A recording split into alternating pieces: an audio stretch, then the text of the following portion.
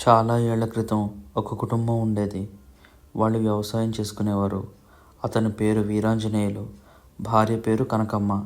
వాళ్ళకు 3 సంతానం, 2 ఆడపిల్లలు, 1 మగపిల్లాడు. వాళ్ళు చాలా పేదవారు.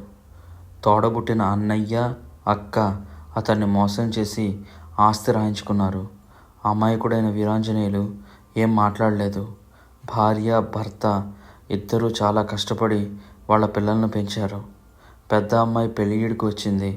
ఆ అమ్మాయి గౌరి. మంచి అనుకోగల అమ్మాయి. గౌరి కోసం చాలామంది పెళ్లి చూపులకు రావటం, చూడటం, కట్నం ఇవ్వలేరు అని తెలియడంతో వద్దు అని వెళ్ళిపోవటం. అలా 3 ఏళ్ళైనా గౌరికి పెళ్ళి అవ్వలేదు. దేవుడా, కట్నం అడగకుండా మా గౌరిని పెళ్లి చేసుకునే వాళ్ళు ఎవరూ లేరా అని వాళ్ళ అమ్మా నాన్న ఎంతగానో బాధపడేవారు. Next part coming tomorrow.